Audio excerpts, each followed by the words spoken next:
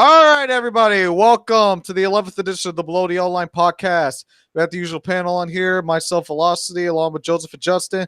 We're gonna be having special guest Jeremy Treatment on soon, hopefully in a couple minutes or so. So we got some stuff to talk about. We got the Iowa doubleheader, technically Iowa doubleheader. We got Lamar to talk about. We got some supercars to talk about.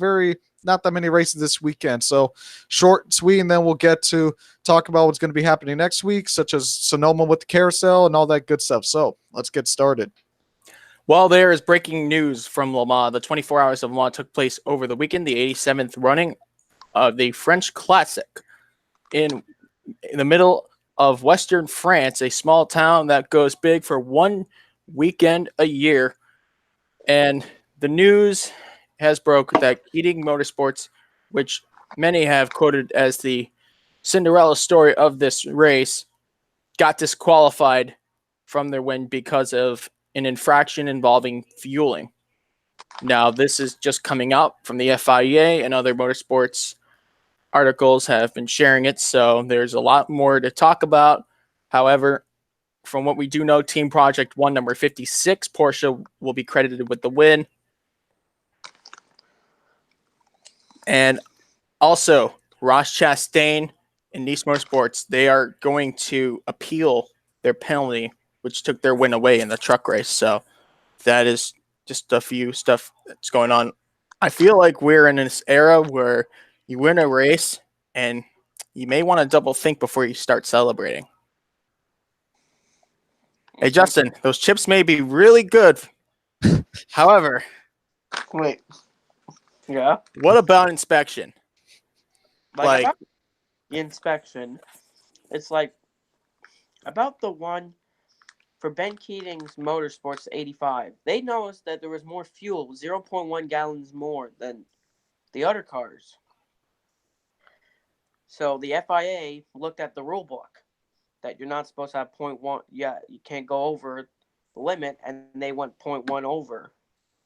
So that's one of the reasons they noticed that. For some reason, they noticed that there was more fuel. But for the Ross Chastain incident, they said the truck was too low to the ground compared to Brent Moffitt's truck. And it's just, you're right. But like the slightest infraction, the funny thing is that we've seen this even with the Kentucky Derby. I know we don't cover horse racing that much. Sorry, Daniel Ford, but team order. But like Maximum Security got snatched to the win because of an on-track incident when he impeded with one of the other horses. I forgot entirely who it was, but just the little thing. I think we're in this era of instant replay, and it's been the topic. And I feel like inspection has to do with instant replay in sports. And this notion where if there's a no call, there needs to be one. There needs to be a change. Like, yeah, we're just in this era. Yeah, I mean, my opinion on the FIA is that, I thought at first I was like, it's probably just Formula One, but now looking at it now, 0.1 gallons. Yep. The FIA, I'm not a fan of the FIA. The FIA is not making a fan out of me. I'm sorry, but when you get a penalty for fueling, that's how you, in my opinion, that's an issue. It's I don't want to quote on that. Fuel. That's just my opinion. It's like it's if you put the more littlest infraction. Yeah, it's like it's so minuscule, and it's like if you put more fuel in the car, you're effectively going to go slower. So why would you still give them a penalty? It's like, I don't know. This is why I prefer American motorsports and American sports car racing over international. I'm sorry. But also, international, sorry to interrupt you, Justin, but we're only just talking about one sanction. The FIA is kind of like the FIFA of racing. It's like the IIHF. Yeah, I said that right. IIHF. Since we're on a racing podcast, I was thinking about the Insurance Institute for Highway Safety, which is completely not related to hockey, but yeah, that's their sanction. You know what I mean? Yeah. Like it's kind of funny when you think about it. there's this fine line, a gray area of whether something is valid or if it's not. And sometimes even the more blatant stuff isn't called when it should be, kind of like Game 5 of the Stanley Cup Finals when Noel Chari got tripped the way he did, which was completely unfair, right? Now, that unfairness was shown in the Silverstone race last year, the British Grand Prix, when I think it was Britain, when Hamilton committed to pitting, pulls out of the pit entry, which is a clear penalty by any means, gets no penalty, and the win stays. And I'm not trying to go out here and say that Lewis Hamilton's favored by the FIA. I'm not. There's nothing that's going to make me say that because I want to be realistic. However, when Sebastian Vettel in the Canadian Grand Prix went off track just a little bit and comes back on, nope, win's gone, just like that. 5-second penalty. The gray area is pretty prevalent. Yeah, it's prevalent, and at the same time, wait, for inspection, it should be actually like there should be a live stream of inspection because, NASCAR before every race they show you pre-race inspection. They always live stream it. Why can't they do that with post-race inspection? Well, I feel like with pre-race inspection, they put in the tent and everything. If NASCAR, I don't know what the process is, but I think they actually break down the car itself. My question about the pre-race inspection is, what's with the disco party? I mean, it looks like a disco party. It looks like they're having a great time, with the lights flashing and the car just sitting there, relaxing. Yeah, that's true. I do notice that. I just find this funny how Denny Hamlin's Darlington wins in 2017. And Cumbert, NASCAR fans, take the win away. Joey Logano, Richmond, 2017. Cumbert, take the win away. Kyle Busch, Pocono and Xfinity last year, take the win away. Harvick, twice last year. Cumbert, take the win away.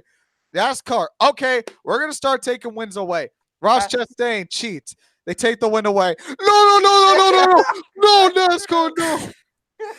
Let's just say the inspection rule does not apply just to drivers that people don't like. This is the thing about NASCAR fans. They want it their way. Wait, what happens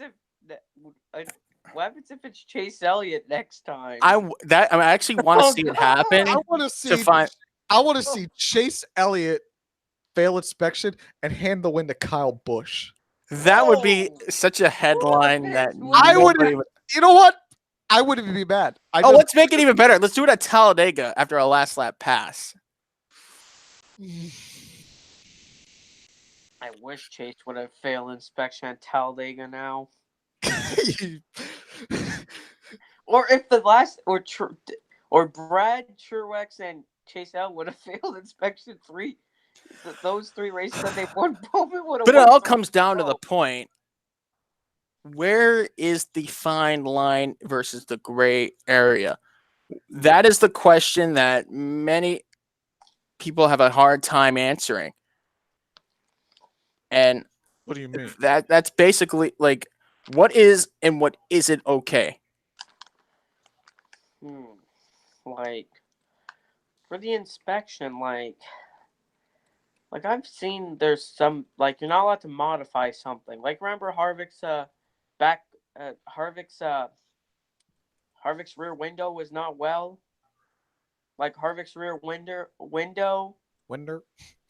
Like, remember when Harvick's win got encumbered at Vegas? It's Texas. No, there was a race at Vegas too. Last year? Yeah, last year. Remember Las Vegas? With the hood, it was weird. People made a meme out of it. Yeah. No, and also the back window. The back window was messed up. Oh, not the mirror. I'm at the back window. Brace That's how he got uncovered. Like, you're not allowed to modify something. Like the window has to be the normal, has to be the same. It can't be like can't have like if somebody modifies the sport like. You're not allowed to have the biggest, tallest spoiler. I think NASCAR will notice if this. I don't know. I mean, Talladega says otherwise. Well, Well, Talladega is a different package. well, you're not allowed to have the spoiler taller than your car. If you see someone, like Kyle Busch with a normal spoiler, and then you see Martin Truex Jr. with a taller spoiler, way You'll higher. just see. No, what's gonna happen is it's gonna be Talladega. Everyone's gonna have the big ass spoilers. They're gonna be like, I can one up you with spoilers. Then you're gonna see Wingo from the Cars movie be like, hold my beer. Anyone remembers that? Please tell me someone remembers that. Repeat that again. All right, we're at Talladega. They got the big 9-inch spoilers. They're gonna try to one up each other on spoilers. You're gonna have Wingo from the Cars movie be like, hold my beer, come into the track. Oh, Wingo. It's just like the Yeah. spoiler's as tall as a house. Oh yeah, it wouldn't clear a garage door. Yeah, like I mean, here's what I think. It's home the whole inspection thing. If it's clear, like, look, if you break the rules, you should get a penalty. It's how bad the rule is broken. Like, if it's like a clear advantage, yeah, then it's like, it's if it's blatantly obvious and like, it's like there's no ifs, ands, or buts, then yeah, take the win away, all that stuff. But if it's like for something so small, minuscule, then why? right. Yeah, that is another thing. And we back to the Le Mans 24 Hours with Keating Motorsports and how they got disqualified. It was it's funny. I'm looking from Wikipedia. Yeah, so much for being educated. But according to Wikipedia sources, under the results, it says the number 85 Keating Motorsports Ford was disqualified for exceeding the permitted fuel capacity.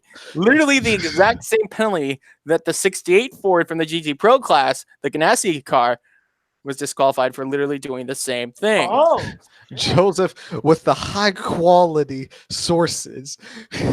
Yeah. The finest of sources. The very finest, indeed.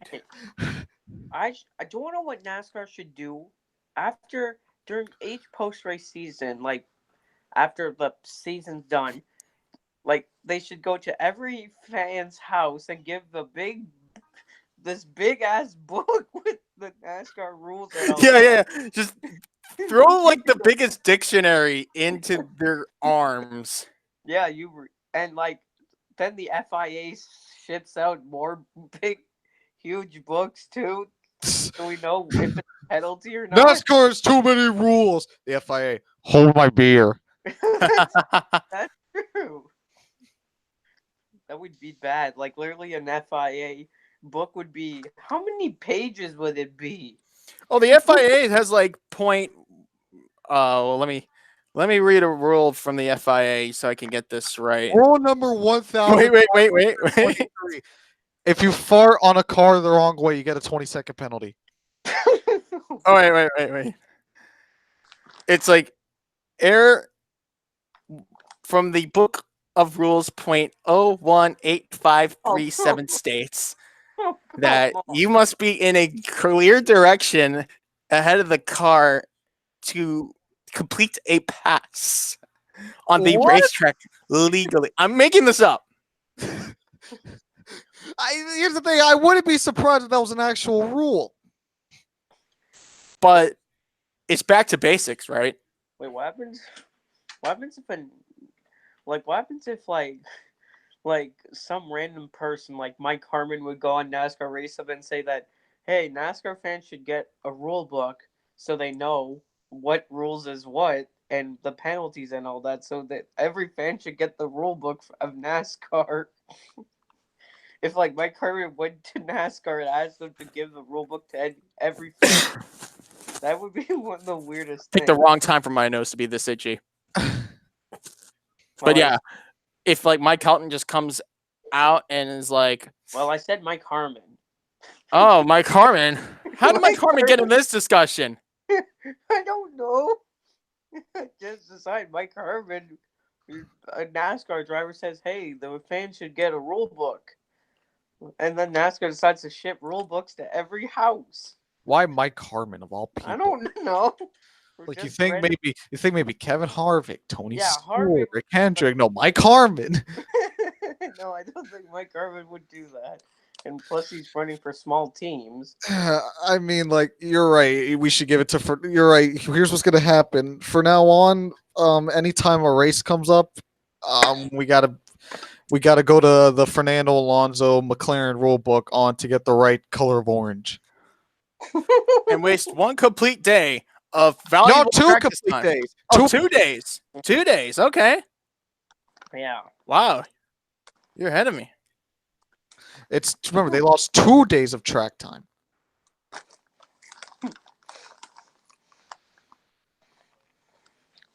Like, but it would be weird, like getting a package that says NASCAR on it, and you're like, "What?" You open it, the rule book, just a huge ass book. You're like, "Really?" That would be weird. Getting a package from NASCAR too. Just getting a Man, package. I'd rather take some race tickets. Maybe some pit passes. No, just But give me a then rule. a rule book, just a rule Hey, book. we study the rule book thoroughly. Yes, That's how a we can thorough rule book. Maybe we need to just examine every little thing. That I guess imperfection is. How much you want to bet 99% of those rules are there because of Junior Johnson? I mean, listen, he's the guy that figured out drafting existed. If you tried to create a new technique like that in 2019, it would be the draft gate. It really would. That'd be fun. What year did Junior Johnson's team shut down? It was like late 90s, right? Yeah. They had Cale Yarbrough, I guess. They had the Holly Farms car. Yes. Yeah, the yellow banana. The yellow banana. It would be funny if we would be on the podcast one day and then we're for some reason reading the NASCAR rule book. Oh my goodness. That'd probably be the most boring Podcast ever. It'd be the most boring podcast ever. Exactly. Like we'd have to be drunk to make it entertaining. Like we literally be like, we got our alcohol right here. We got the rule book right here. Be like, all right, boys, welcome to the Below the Yellow Line podcast. We're gonna be drinking while reading the NASCAR rule book because if we do it sober, we're probably gonna fall asleep. Because I wonder how many. I bet it would be like 10,000 pages or more of just rules. We would get bored after a while. Plus, there's no pictures. We gotta get drunk for the NASCAR rule book. If we're gonna read the FIA rule book, we need to get drunk. We need to be on cocaine. We need to be on acid. We need all of that. We need to be on all the drugs. You are making Stephen A. Smith frown at us, and he's not even watching. You don't know that? Maybe he is. Maybe he's a secret Stephen A. Smith. Stephen A. Smith, if you're watching, appreciate it. Yeah, let's and subscribe. Get back on track. Let's actually get back on track. About Jeremy, he's gonna come on pretty soon. Just getting onto Hangouts and trying to help him through the steps here. But in the meantime, in the rule book stating point 0536. I like how I say, let's move on from the rule book. Joseph is like, all right, more rules. I guess we must have fuel being legal. I mean, is there a thing of too much fuel? Is there a thing of too little fuel? It's still stupid that the amount of fuel we can put in the car is deemed legal or illegal. I mean, isn't there like a capacity in the car by itself? Yeah, exactly. The rule book should be the capacity. You break the capacity, the car's probably going to die. There, you broke the rule. Exactly. I mean, listen, we did see the BOP mess around with Aston Martin before the race started, after they won the pole. So what does that say? I don't know. Really? Now the phone has to ring? Hey. Lovely episode. Hey, why don't you go ahead and answer your phone, Justin? I don't know who it is because there's no. Well, my grandparents answered it. Okay. Probably. All right. Let's I guess let's talk about the Iowa doubleheader. What'd you guys think of the races? It was actually good. Good racing. We had good battles around the track. truck race was interesting. Like, we've had pit stops, yellow flags. We had Chandler Smith lead part of the race and had the radio problems. When he pitted, he lost spots because they had to fix the radios. Riley Herbst almost finished a lap down. What else is new? Natalie Decker didn't wreck for once. That's a once in a lifetime opportunity. I mean, listen, I'll give her credit when credit's due. She completed all the laps and finished the race. Technically, she finished a lap down, so she didn't complete all the laps. I was close. I forgot to check my stats. Missed one lap. Failure. Well, but credit where credit's due. Austin Hill hit Johnny Sauter because Johnny Sauter moved to Hill earlier, and then under caution, Johnny Sauter dumps Austin Hill under caution. And here's my opinion on the whole thing. Austin Hill had it coming to him. Johnny Sauter's still a little shit for doing it. Yeah. It's funny. I said on a radio show as a guest caller that Johnny Sauter's in the resurgence of his career, we're going to see a Johnny Sauter we've never seen before. And I did not see that side of Johnny Sauter ever before, and it's not in that way. You guys expected it. I've never seen Johnny Sauter like that mad, dumping someone under yellow. Here's what I don't understand.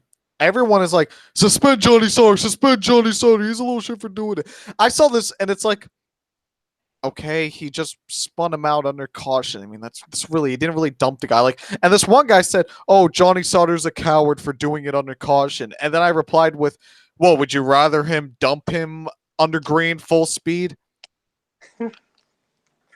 Like, he just spun the guy out. I mean, it's not the first time we see someone spin someone out under caution. Ross Chastain basically did it to Kevin Harvick at Darlington. Truex did it to Jimmy Johnson when the race was done at the Roval. Kyle Busch, Ron Hornaday, under yellow. Yeah, but they were doing it. Yeah, they were at 150 miles an hour, and Kyle Busch basically destroyed his car. Johnny Sauter, he just spun him out. Like, he literally spun him out. Austin Hill, he got a little bit of damage on the back of his truck, and that was really it. He still finished top 15. There was really no harm done, really. NASCAR parked him. Oh, yeah, they should have. Understandably so. Oh, yeah, they should have parked him, but I'm not, suspension-wise, I don't really think it's necessary. They probably think it's because Kyle Busch did get suspended for the weekend in 2011. Yeah, but it's a clear difference of, straight up wrecking a guy, putting him in danger at 150 miles an hour versus just spinning someone out, at maybe at the most 80.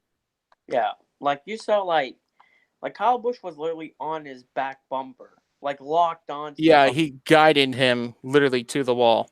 It's here. His crew chief even told him, he's calm down, calm down. He kept saying, calm down, Kyle, and exactly. And then Harvick for sure was mad because Harvick was in the 2 truck in that race. Harvick's the owner of the 33. Harvick was not happy.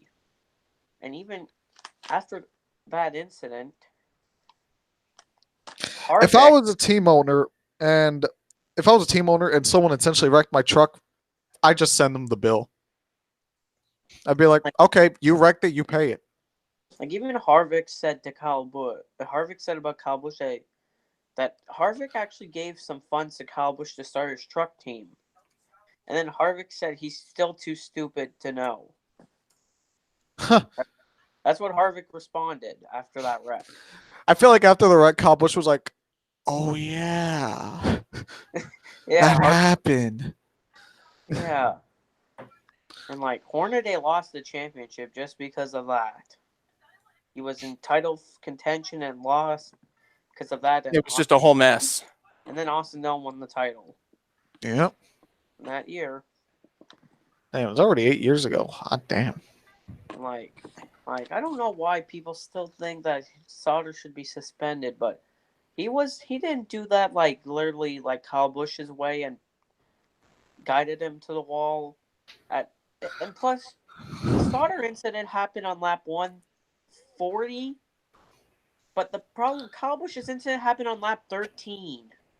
Exactly. Lap 13, way early in the race. Either way, none of that should be, accepted in racing. Yeah. I feel like it's uncalled for, to be fair. Guiding someone to the wall should never be okay by any means. So what about Denny Hamlin, Bubba Wallace after the checkered flag? Well, I mean, Denny to be Hamlin fair, said they at were the going for the win. No, Daytona 500.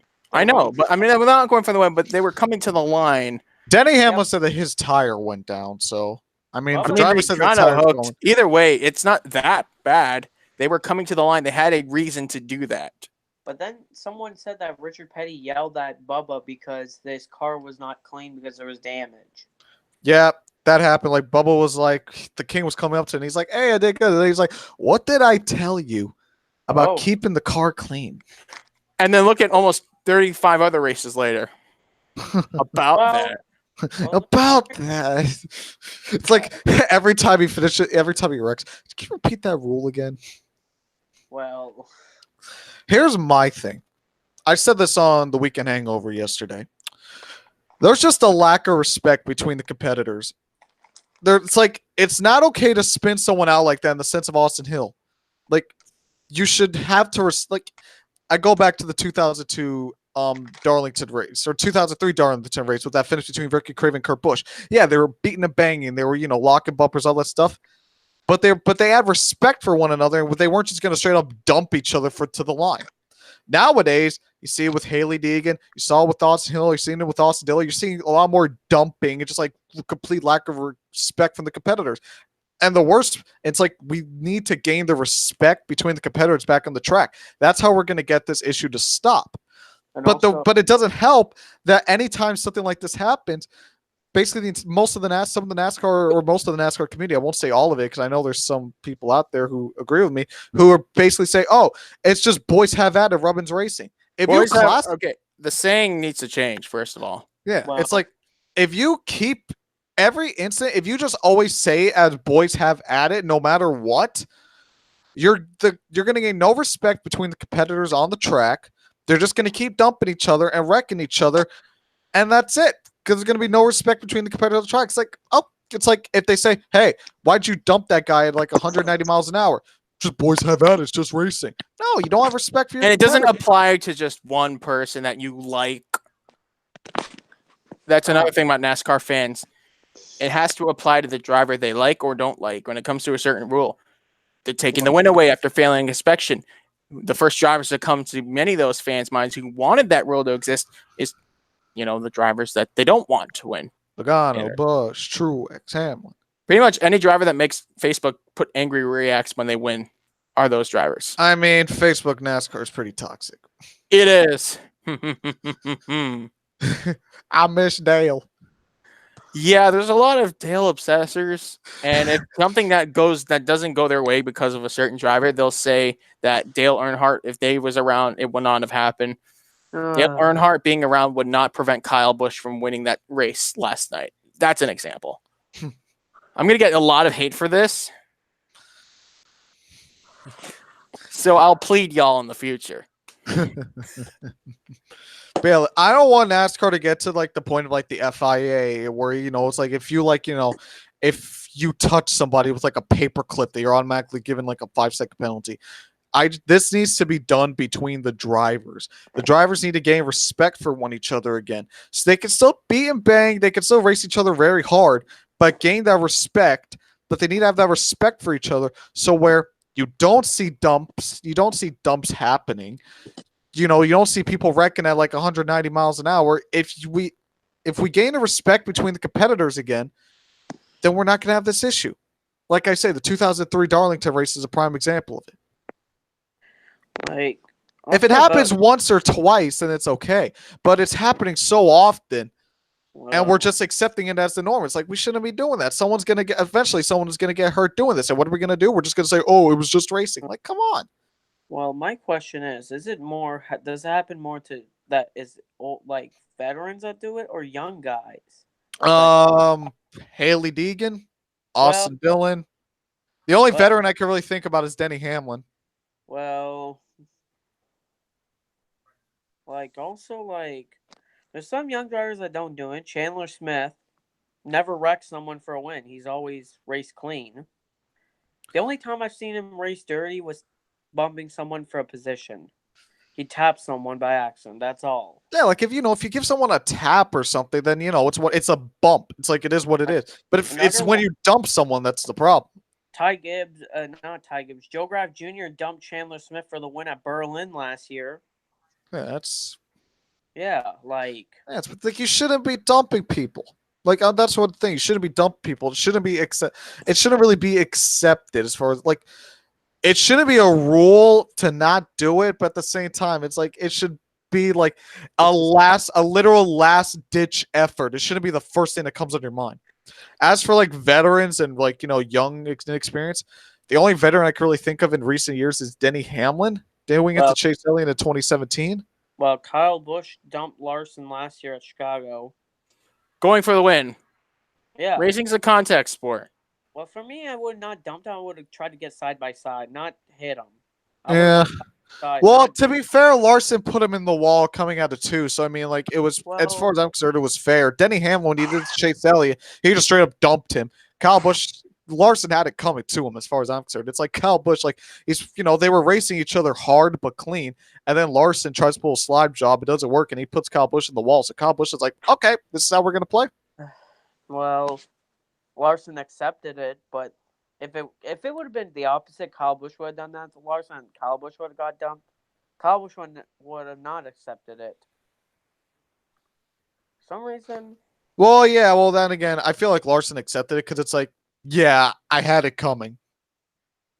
Like, some drivers don't accept it. Like, who else can I think of?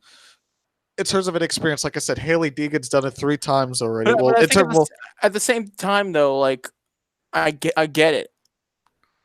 Like, I think there has to be. Like,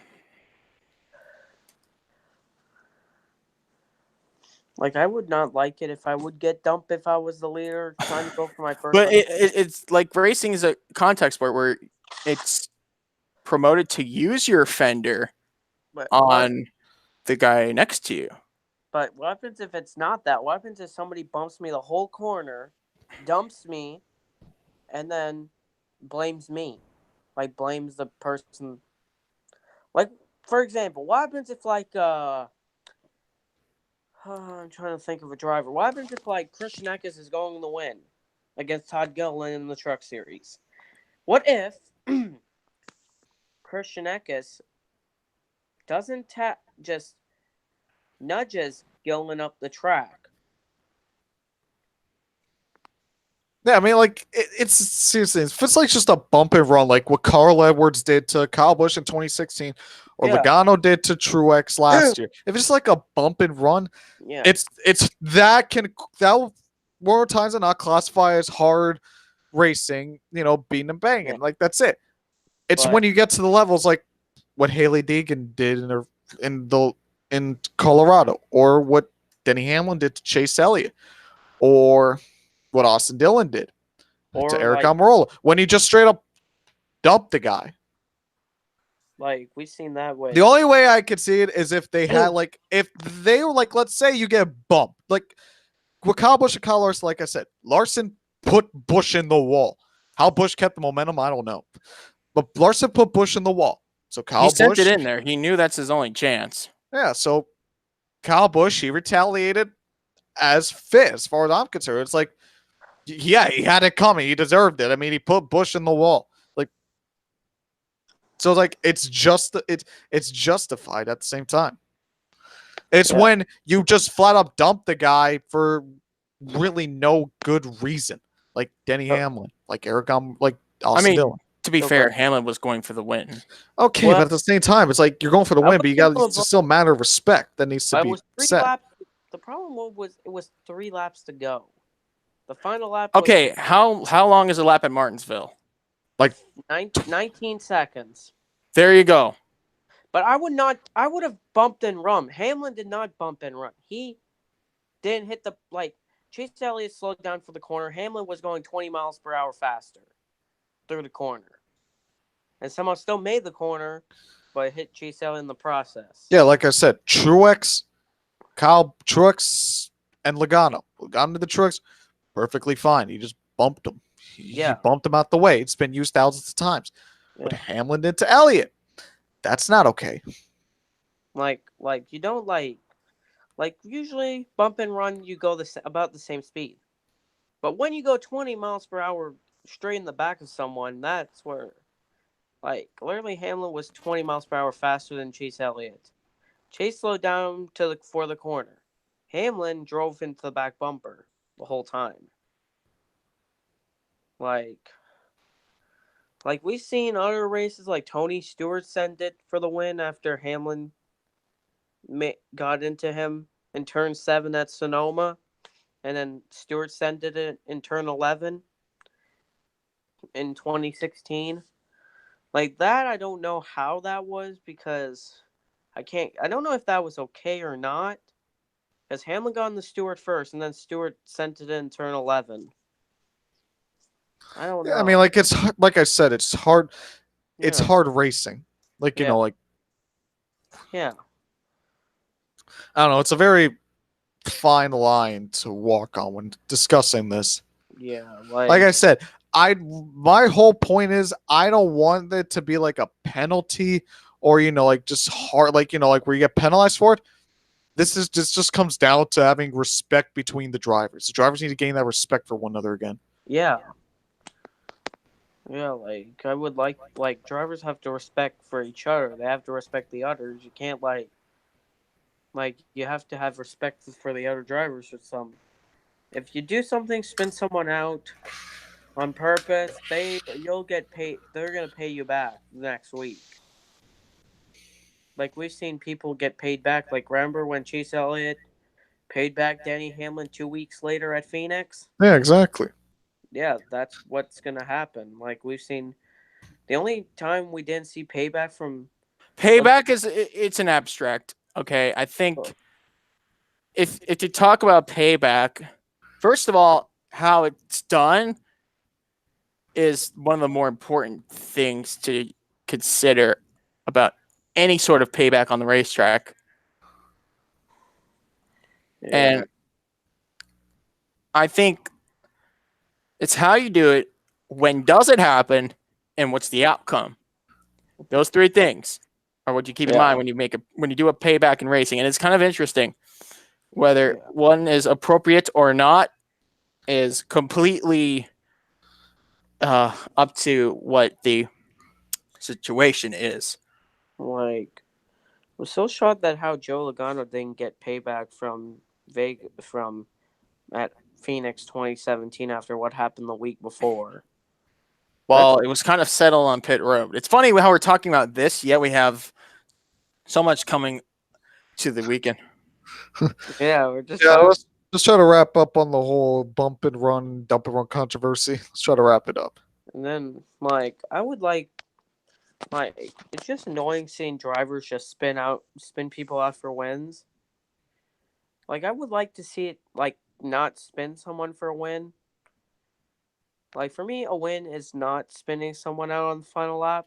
I would, door him, but not spin him fully, him wrecking out. That's the problem. Like, Eric Almirola getting dumped. Yeah, I hear you. Okay. I hear you on that. It's just I would like to see more less people getting dumped. But what entirely does that mean? But it means clean racing. It means the drivers racing. So we're gonna get back to this. Okay. No. I mean, it's the drivers have more respect. He's trying to say he wants more respect between the drivers. Yeah, because I don't want a lot of people don't respect Kyle Busch for dumping people. But in the end, he is Kyle Busch, and for some reason, regardless of what he does, well, it's it's because people watch videos of Kyle Busch dumping people and wrecking them. That's what people hate. There's a 1 hour, 5 minute compilation of Kyle Busch doing that. But that makes Kyle Busch a fan favorite. Well, for dumping people and punching people. Okay. In the end, it's funny. It's really funny how you put this together. Kyle Busch is the most polarizing drivers in NASCAR. You're right. He's polarizing. Here, I'll say this. I'll wrap up my point. You guys can still talk about it if you want, but I'll wrap up my point. I'd find it more entertaining to see two drivers coming out of 4 or whatever the final corner is, side by side, beating and banging door to door, Yeah. beating and banging each other side by side, door to door for the win, than Yeah. one driver just straight up dumping a guy coming out of the last corner and then just cruising. Yeah. I'd rather see, I'd Yeah. find the first one more entertaining than the second. Yeah, like I don't like seeing other drivers get wrecked out of races on the final lap. Like we've seen drivers that are going for their first career win, or other wins, or trying to get a win, Oh, it's just a joke. get dumped. Like it's like so annoying seeing what people do for wins these days. Yes. People hit people, dump people. They do other things to try to get a win. Like we've seen, like people do anything for wins these days. They would even dive bomb the corner at Martinsville. Hey, isn't this racing? Aren't you supposed to give it all? That's another question. Well, I don't know. Like I don't like if you try to dive bomb Yeah. the corner, that's where it gets bad. Like Hold on. Like I Yeah. said, it's a fine line.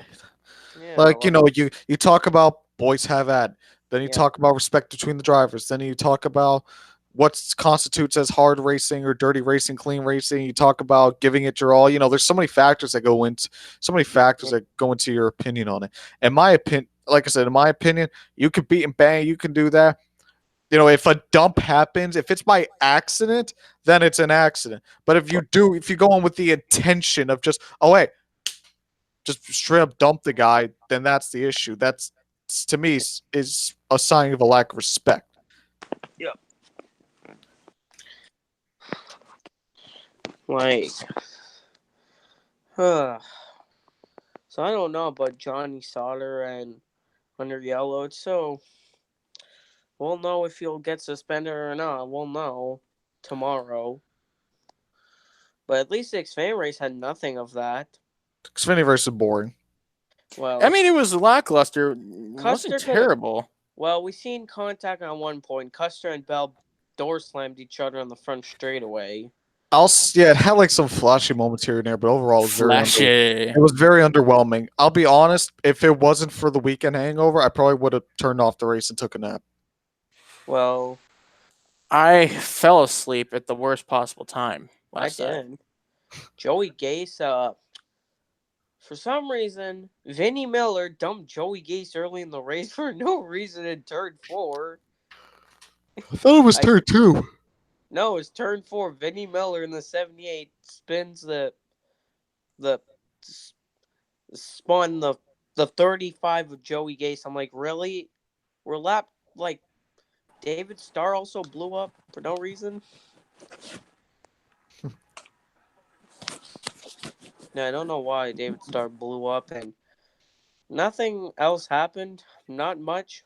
The 28, Shane Leaf, Joe Graf Jr. made the race for once. There's only 38 cars, so he actually made the race this time.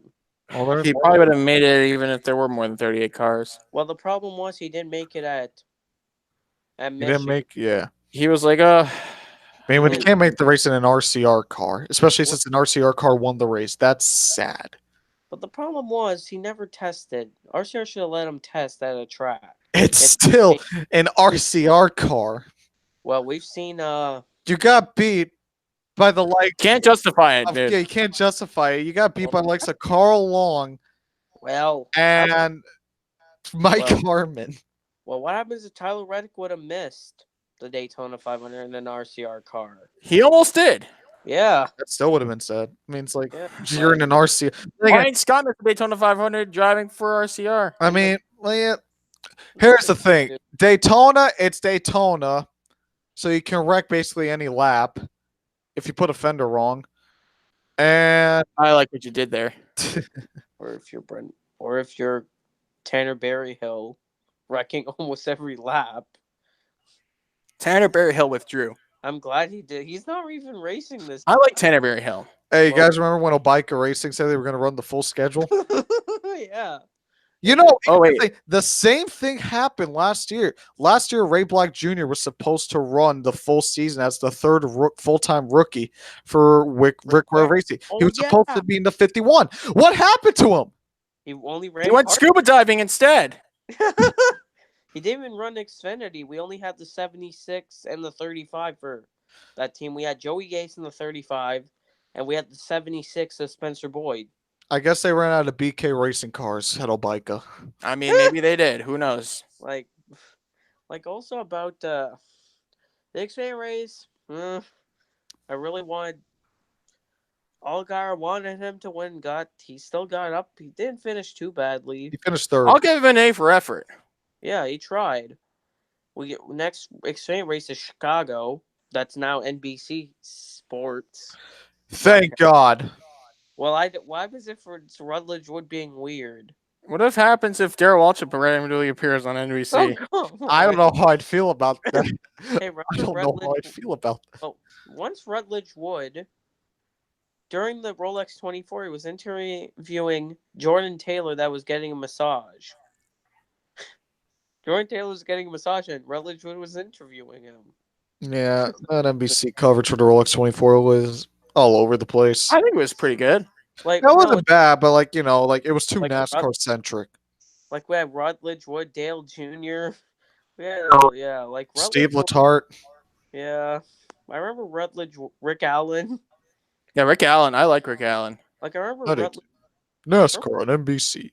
Like I remember Rutledge Wood would like once he interviewed Carl Edwards coming out of the bathroom when Rutledge Wood was working for Speed Channel. Yeah. Rutledge Wood, I respect his passion, but he needs to Yeah. tone it down. Like What do you mean by tone it down? Like, like not do weird stuff like that. like I remember what they what in 2011 when Guy Fieri met Rutledge Wood at Sonoma 2011. Those two make the perfect romance couple.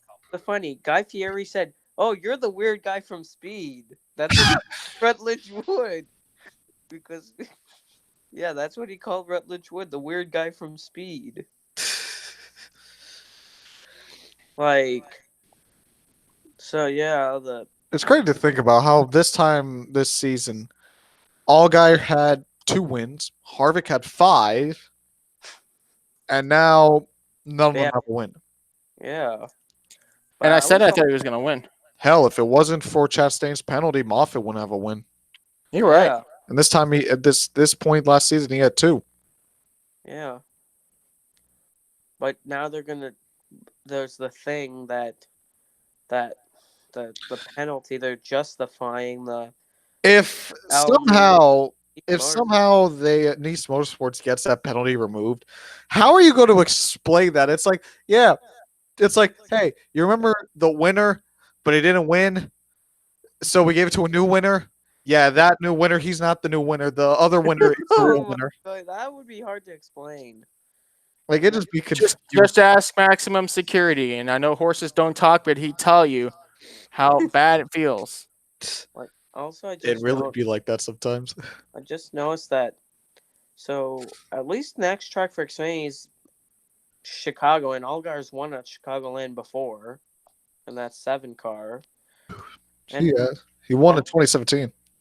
Le Mans was interesting. Oh, it was. We got to talk about Le Mans.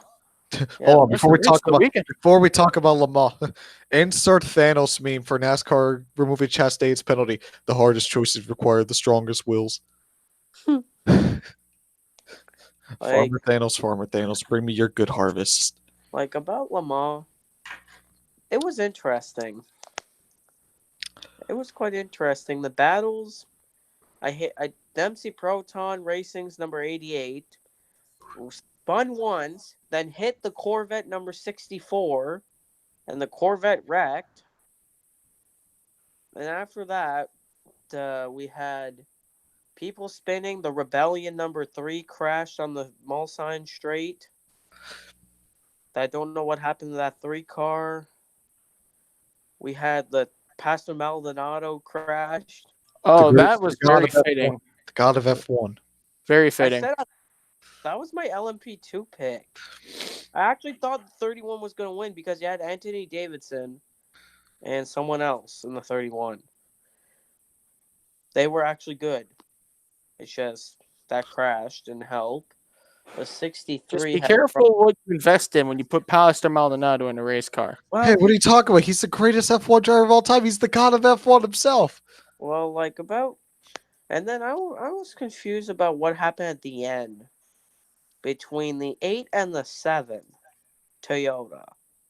Like their communications was weird. I know, but I at don't, least it's justifiable to see that they had a but tire problem. they had they already had the championship on lock, but they didn't say like remember when the 7 like the 7 they told the 7 not to gain on them. That's quite suspicious. The 7 had already the 8 already had the championship already. Why is the 7 not allowed to race them? They see that's another thing. People I think wish I could answer that. there's two things people think. One, to have more points in the championship. Two, because Fernando Alonso's last race in the 8. People think that's why. You already know the FIA. Basically, you're not allowed to race. Well, You're not allowed Fernando to have fun. Good racing, actual competition. No, no, no. We can't have this. Well, I wish the 7 would have won. I want to see the 7 win, but they didn't win. And Fernando Alonso's last race, he got a win. Because Brendan Hartley's going to drive that 8. He's going to replace Fernando Alonso at Toyota, starting at Silverstone on September 1st. That's the first race. Alonso's season. So this racing season, he wins. He wins the 24 hours. Then he wins 24 hours. He gets Yeah. bumped for the Indy 500. He wins Le Mans. Yeah, like, He's had an up and down season, to say the least. yeah. Like, like, because the 85 got disqualified, I said the 56 was gonna win the GTAM, and they got first now. Yeah, I said the 56, and that's the only pick I got right. All the other picks were wrong. I got the LMP1 pick right, and I think that's it. Actually, I don't know. Let me go back and find out. For me, LMP1, I said the 7. It was the 8, so I got that wrong. I said what did I say for LMP2? Oh, I said the 31, wrecked out. For the GTE Pro, I said the I said the what did I say? For LMP2, I picked Jackie Chan's Racing's number 38. Uh, GTE Pro, I picked Ganassi Racing 66. And GTAM, I picked the 77 Porsche.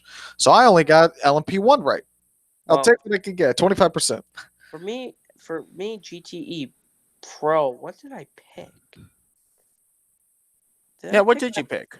I think I picked the Aston Martin race in 90. I picked one of the Porsches. I picked the damn it. I picked the damn it. I picked the 95, the Aston Martin car, and it wrecked out. You pick Lightning McQueen. Lightning McQueen finished in the garage. The only one Carnation that be got like. right because of disqualification was the 56. For some reason, I picked Team Project 1. Well, hey, you got it right. Well, I thought the 31 was going to get an LMP2, but no, it was a 36. Well, I should have. Maybe Pastor Maldonado ruined my luck. Yeah, good job, Justin. Well, Good job. hope he doesn't. Don't you dare show disrespect to the greatest, the god of F1 himself. Well, like, Lamar was not that bad. By the way, the 2019-2020 season for WEC starts September 1st at Silverstone, the 4 hours. It's not too far from now. But it's not a 6-hour race. It's a 4-hour race at Silverstone. So 4 hours. True stock car race this time.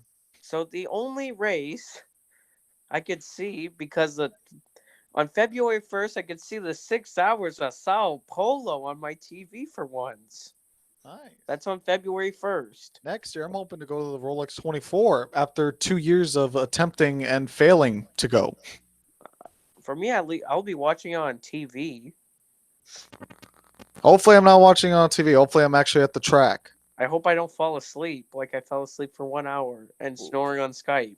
Yeah, I saw like an hour and a half of Le Mans. Then I got off. I went to do stuff. And when I was about to go watch Le Mans, I took a nap. And then I was just Taking a like, nap doesn't really work out too well. I watched most of it. I fell asleep for 5 hours and woke up for 1 hour 40 some minutes left. At least I watched most of Le Mans. Well, I'll try to. I like fell asleep from like 3 to like 6 a.m. I saw Daniel's text on Skype. He was like, he was looking like, Joe, wake up. And then the funny thing is, the last text he sent to me before I woke up was "Good morning, Joe." But for me, I fell asleep. For my time was 4. I left Skype call because I was tired. For me, it was 4 to 8. That's where I live, and I left Skype before that. Before I decided to go to sleep, I left the Skype call so no one would have heard me snoring. Yeah, I think we're gonna bring in Jeremy. It's better than. Did you hear us, guys? Hear us, Jeremy? oh, hold on. Danny wants to get on too. All right, we got our guest right on with us. Please Wait. welcome Jeremy Treatment.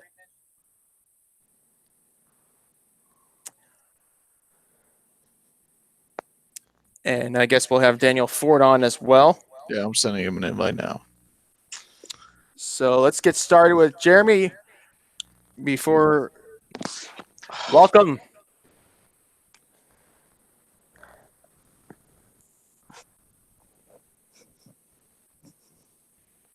All right, so this is Jeremy Treatment, one of our more special guests. This is something I've been long awaited to say. He's the founder and co-director of Play-by-Play Sports Broadcasting Camps. And his career in broadcasting has lasted 25 plus What's up, guys? years. What's up? Including working with the Eagles and CSN Philly.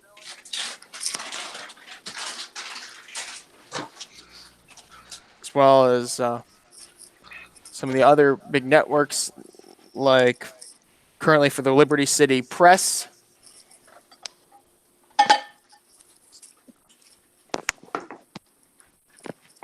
So we welcome him in. And I know we got some views from Beast Mode. I loved SBC as well. And I'm also here. What's going on, Danny? How you doing? I'm all good. Sorry I couldn't make the last podcast. I was busy doing something. Yeah, it's all good in the neighborhood. No worries. Yeah, man. But before that, I wanted to catch up on everybody what I've been doing for like a little bit. I went to the Belmont Stakes. As many of you guys know, I went to the Belmont Stakes and it was a lot of fun. It was some good racing. Nice. Did you bet any money? Nah. Couldn't risk it, man. I mean, it's just a horse race. Hey, I was telling Joseph that a horse nearly bit my hand in the paddock area. Yep. Definitely not gonna let that happen. I don't see anything wrong with that. But that was a lot of fun, man, for sure. I need to go to a horse race one of these days. Me too. Dude, come to Belmont. That's the we all the gotta hang biggest out. track in the US right now.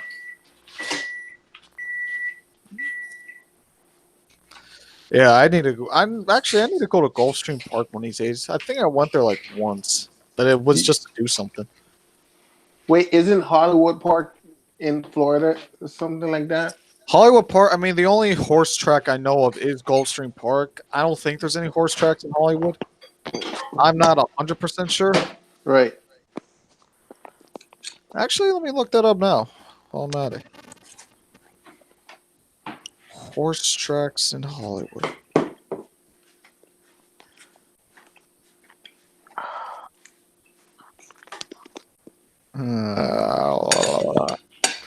There's Gulfstream Park Racing, K1 Speed, where I have like over 30 wins at, by the way. Oh yeah, Wait. Yeah, that's it. Just Gulfstream. nice. Let me check. I'm just. Like I said, K1 Speed, I have like over 30 wins at that place. There's 2 tracks here in New York: Aqueduct Racetrack and Belmont Park.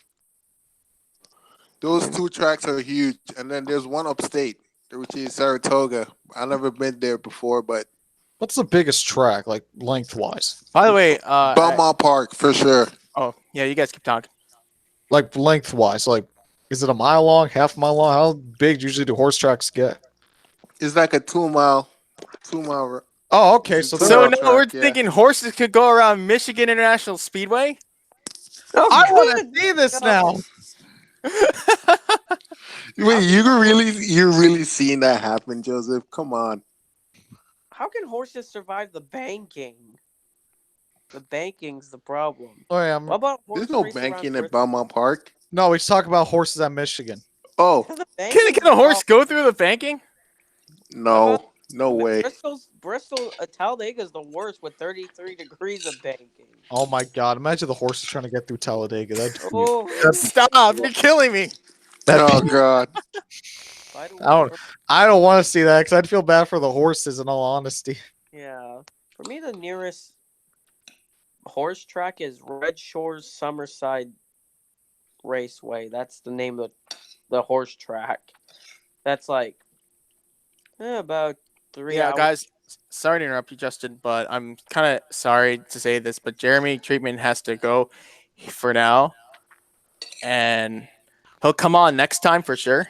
Okay. I guess technical difficulties got the better of both of us, and we Oh. were just so close from getting it on. But like I said, he's working at the camps, Yeah.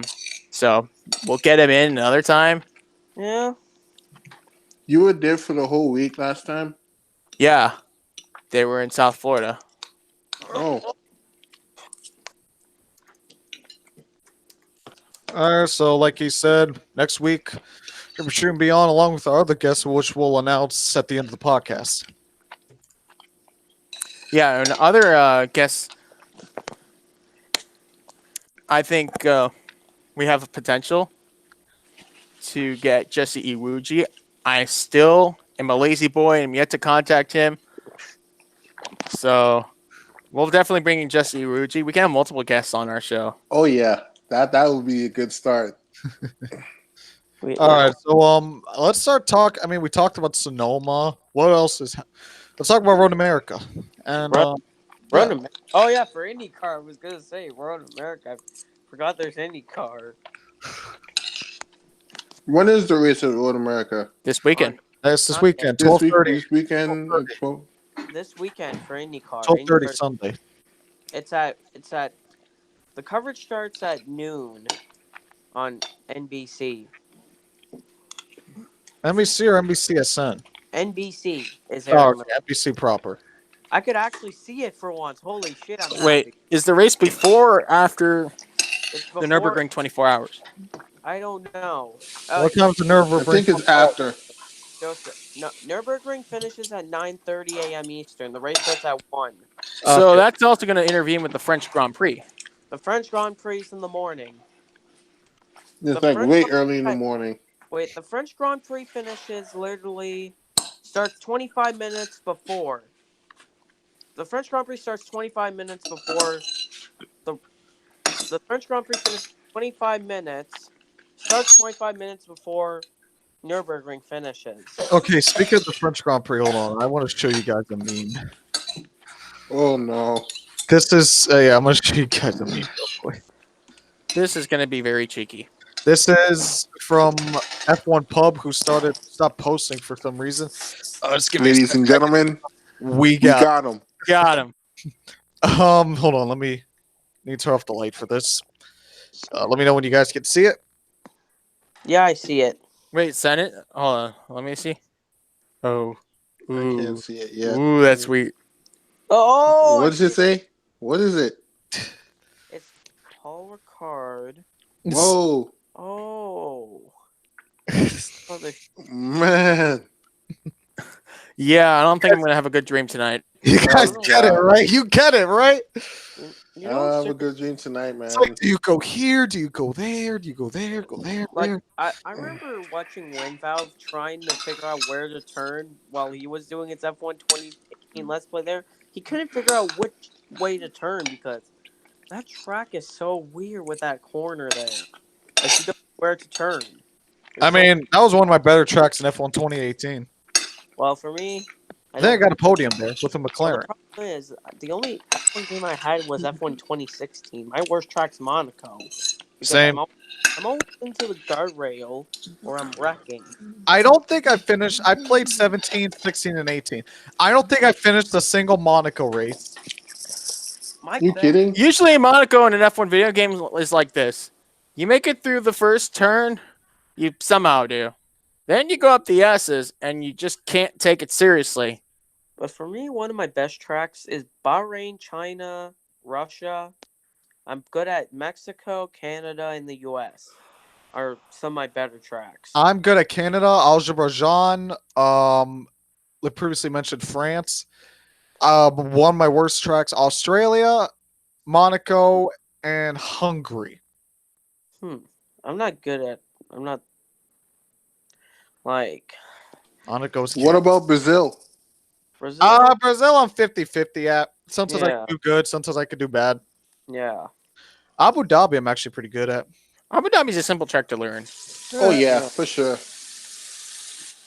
You get to like go Well, straight. it's so weird how Russia I'm really good at, but usually the AIs gain on you in the rain. Hmm. Somehow I beated Lewis Hamilton by 53 seconds, and I'm driving for Mercedes Oh no, too. let me tell you this. In F1 2017, it's a rain shortened. It's a rained race. I'm driving a Renault, and it's 2017, so Renault is like maybe like the sixth best car on the track. Yeah, I pulled a strategy where, okay, and keep this in mind. My front wing was damaged, like yeah. part of the front wing was gone, and I was on a strategy where I took no rain tires. I didn't stop at all, so I'm on slick reds. I think slick reds, damage to my front wing, and I won the race in a Renault. But holy crap! Like, I you know, think I had to chop off Lewis Hamilton like 3 times just to hold him off. Like he was literally right on my bumper. The last corner, I literally chopped him off, and I won the race by like less than a 10. like about like F1 at Paul Ricard. I don't know what's gonna happen. Are we gonna see somebody spin in the grass? What And grass? It's just a bunch of blue. It's such a or like blue and black. or somebody spins out on the somehow gets just spins in front of someone and You mean the boom. blue gravel? You never know. Somebody could get hit, or we're Track gonna mode's gonna be an or issue. are we gonna see Nico Hulkenberg get into Alonso at like Spa? We've seen that. Like I said in the last time when we were talking about Ferrari, I think that we're going to see the drivers Ferrari. Oh my, okay. Let me start all over. If Ferrari can keep up the pace, I think that they're gonna win. If they can keep, And if they don't use team orders, then say it with me, boys. Ready?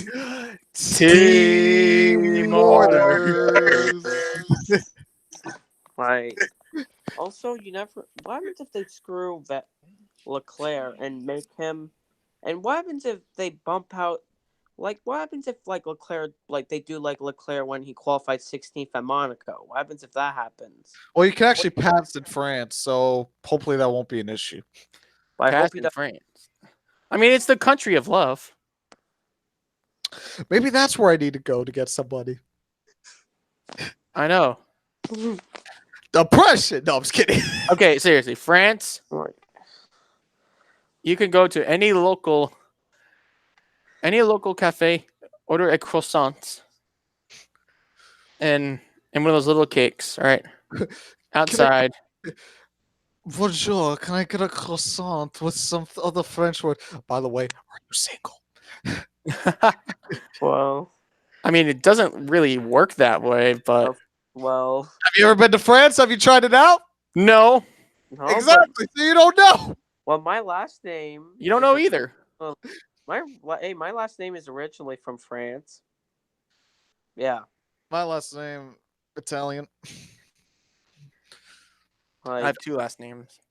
You're Like not our- the first one I know with hyphen last name. You're like, One of them was an IndyCar champ. yeah, And the other is a first-round draft pick in the NHL. yeah. I know two others. No, I actually knew two others personally. Both females. Both not too fond of. about We I won't don't get know. into that. Are we gonna? Yeah, Is we're that- sidetracking. Let's go back to France. But about The Williams, race, not the women. one thing I know: Williams is not gonna get a point. That's obvious. Okay, let's talk about something that's maybe something that's actually might happen. That actually can be surprising. Surprising, like how my sunglasses are on right now. Hold up.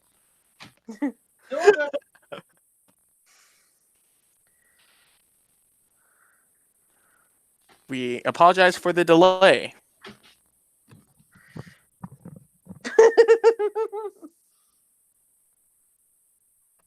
Damn it! Where's my hat? Oh God! I don't see anything wrong. My hair's. I short. know exactly what's wrong. I don't see anything wrong. Seems perfectly fine to me. Oh, there. No, wait. Damn it! Didn't put my hat on right. Everyone's screwing up. Yeah, that's the new way to wear a hat. That's not even on right. There. Now I got it Okay, now if we're gonna talk about wearing hats, funny. Hold on, let me put these sunglasses. Okay, if you're gonna do it this way, hold on, stay right there. Hold up. Wait a minute. All right. Y'all see this? on. Check it out.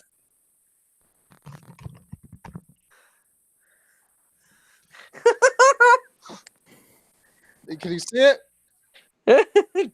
Oh my goodness. Oh, really? Really? You gonna do that right now? I only have one hat. I mean, Is- this happens every other podcast.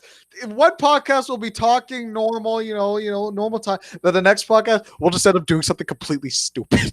Well, my friend has like 20 hats on a hook. My friend has 20 hats. By the way, Like, sorry, go ahead. he brings like 5 hats to school in his backpack. So every time someone takes his hat, he opens his backpack, puts another hat on. I like that guy. By the way, I got this hat at Indiana at a Goodwill, only $1. Wow. I was actually talking to a Jeff Gordon fan. He actually met Jeff Gordon a couple times, and he's when I bought it, he's like, "How much do you want for it?" I'm like, kind of lives there. "I Like, know." Also about like He told me about this one story about Jeff Gordon where it's like there was like a mob that was trying to look for Jeff Gordon, and then he came across him, and then the guy that was talking to came across him, and then Jeff Gordon was like, "Don't tell them I'm here." Wow. Like in France, about France, I hope Leclerc actually does something well. I hope Leclerc will do something well.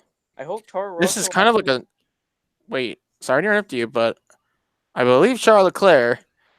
This is his second home race. So Charles Leclerc's like Mark Truex Jr. Everywhere's his home track. like Truex has Dover, Pocono. Glen. Oh my God, yeah. Yeah, the Like I was- Glen. All right, boys. You think Truex can get a win at his home track, Sonoma? Oh, He did last year. My left hand agrees. My right hand disagrees. like I don't know. Which like, one's the right one? Boom. Oh, I see what you did there. By the way, I just realized. Is Toro Rosso, both Toro Rosso drivers, going to have more points than Brennan Hartley with 4? I wonder if they're going to get more than 4 at the end of the season. Well, Okay. Alex Albon's doing really well. To be fair, Albon's the better driver, and he should take Gassie's spot in a year or two. But what about Russell? I want him in a better car than Williams. Russell has got some more steps to take. Like But like he's driving in a shitty Williams that can't do nothing. His teammate's bad. His car's bad. He's always in 19th. He always is 19th in qualifying. His teammate's always 20th. The last time that Williams did not qualify in the final row was at the Mexican Grand Prix. Hey man, Winval got them a championship, so That's on a what's video their- game. this is it's not, we're not in the video game world. No, this you got is them a championship in only his second season. What's their excuse? well that he like in F1 2018 you upgrade your car. They don't in real life you They don't upgrade your car. They downgrade their car of anything.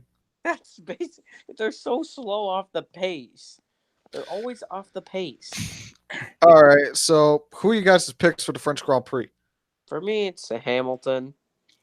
I'm gonna go with Sebastian Hamilton. Sebastian.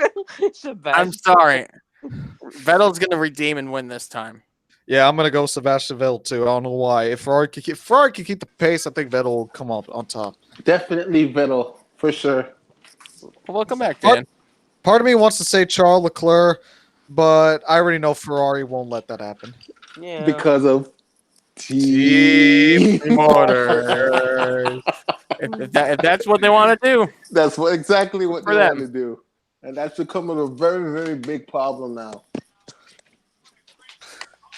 I mean, listen, Ferrari makes their second driver like the caboose of the team. You just can't get any farther behind that. Yeah. All right, who are you guys picks for Sonoma? The Noma for Cup. Oh. Whew, it's hard. Harvick Yeah, came Nicholas? close to winning again last year, We did. but I'm going to go with Harvick. Truex I'm won here twice for two different teams. I'm trying to think. Oh gosh, I don't want to be picking something stupid and get some people laugh at about it. Oh. I mean, if they laugh at you, is the entry list out? I'm trying to look for it. I think so. It's only on NASCAR's mobile. But the only thing I know, there's 38 cars. Any road ringers? No. We haven't had a true road ringer we- since like we had 20. I think the only true road ringer I would probably see is Patrick Carpentier or Boris Said, but Or Boris Said is Marcus gone now, Boris and retired. Yeah. Carpentier is just not racing anymore. Yeah, Patrick. He retired in like 2012. Then Oh man, he raced in 2016, driving the 32 for three. He ran 2 races. He ran Sonoma and Indy because Watkins Glen Boris said drove the 32 at Watkins Glen. Also, for me, for some reason, I don't know why I'm picking Chase Elliott because he won Watkins Glen last year. Does that mean he's going to win again? I mean, he finished third at this race last year. Yeah, I feel like Chase Elliott in that number 9 Chevrolet. He's good at Sonoma. Yeah, right? What about? What, the K&N West race? Before we go there, I'm still thinking about Sonoma for just an extra good second or two here. If you look at the Toyota Save Mart 350, the last race or the previous Cup races at Sonoma, we are in the new what's the word? The new layout. Right. Yeah, this one's not the same as last year. It's the Yeah. one not the 1.99 miles, the 2.52 mile. Does anybody remember that Kyle Busch won here twice? Yeah. Yeah. And that Sonoma, One sorry, of them. to interrupt, but Sonoma is at the 30th, is racing for the 30th time. Wow, man. Yeah. So that's your pick, Kyle Busch. Kyle Busch is not going to win at Sonoma. I am going with Martin Truex Jr. He's going to win there for the 3rd time in his career. Kyle Busch will finish second How for do the you know? I don't know time of the career. Well, why? Yeah, I don't know. Well, what about? Well, I don't know where. I don't think Bowman's gonna. I think Bowman's gonna barely get a top 10, possibly. I don't know. He got a good finish last year at Sonoma. Got a good top 10. Yeah. The problem is like I know Bowman didn't do too well in 2015, 2016 at Sonoma. 2015 and 2014, he was driving for BK Racing and Tommy Baldwin, that are cars that don't do anything. One of the slow cars, but nobody expected that he would be in this 88 car. People still think he'd get kicked out of the car. Alex Bowman. I mean, he did lose a sponsor, which Nationwide is one of their bigger sponsors. Like, Yeah, Well, they could get with but Valve. that's unfortunate. This Yeah. is nationwide. Alex Bowman has, I mean, by his standards, a good 2018 season, and just Hendrick Motorsports a poor 2018 season nationwide. Yeah, we'll stay. First 11 race of the season. Bowman, 21st in points, no top 10s, no nothing. Yeah, we'll stay. Alex Bowman, three runner-up finishes in a row, slew of top 10s. Nationwide, nah, we can't have this. We can't have this. We're out. We're out. Is it? You kidding me? Well, but another thing I feel like This is the exact same thing that happened with Target with Kyle Larson. well, you know about Valvoline? Well, they're going to sponsor the 88 at Daytona. What happens if Valvoline decides to get half the season? You still have Exalta and Lumar. If they keep their current paint scheme, I will not complain. Like Valvoline, I love the Valvoline scheme. Hold on. Before you continue, Beast Mode 56 has a question. How do you think Eric Almirola will do? Depends. For the race wise, he probably top 10. I'll go on a limit to say top 5 finish. For the season, I think he'll get 1 or 2 wins and eliminate in the round of 12. sounds fair to me. Yeah, because Almirola has been running strong since he's joined Stuart Haas. Like he was just not the best at Petty, Richard Payne Motorsports. Then you've seen what he's doing at Stuart Haas Racing. He's showing his potential, Yes, he is. and he's been doing really well in many races. And he won Talladega last year, and he's run consistent. He's been close to win other races like Dover last year in the Chase. But then you had him and I like how people say that was Almirola's race to win when everyone forgot that Harvick just dominated the race. But then Harvick had the issue On Pit Road, what else is new? And also, I remember Bowman could have got a top 5 in that race, but Brad spun down the racetrack. Bowman would have been better in the Chase if he didn't get collected. Then Talladega, he wrecked. He had to win at Kansas, but he got 9th.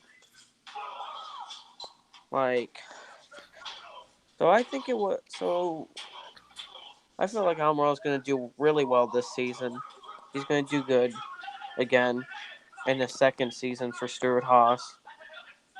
All right. So who are you guys' picks for the IndyCar race at Road America? Oof. Joseph Newgarden, because he's won there before in 2018. He won there last year.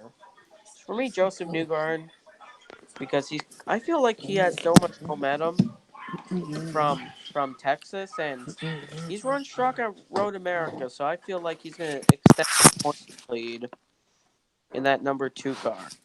All right. Justin, I'm not just bleh, Joseph, Danny, what are your picks?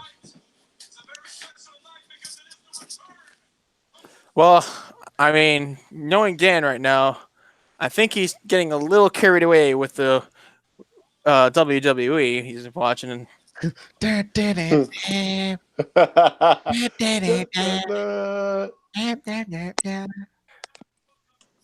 And his name is John Cena. All right. So who are your boys' picks?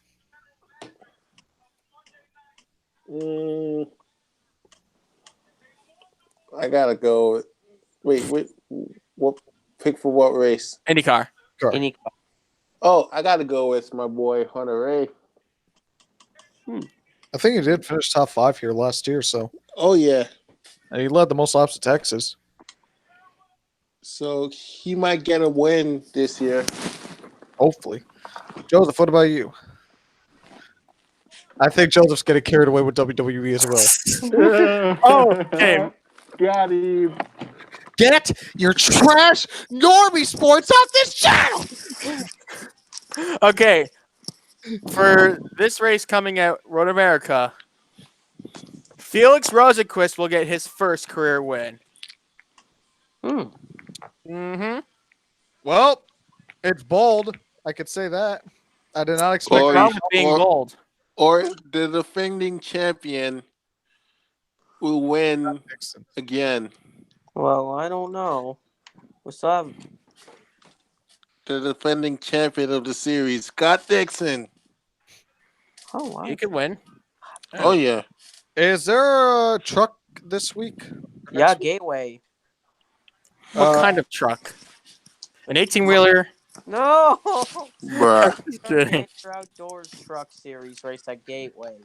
Or Worldwide Technology Raceway at Gateway. Don't know why. That's the new name of the track. I don't know who to pick for Gateway is the problem. So many trucks in there.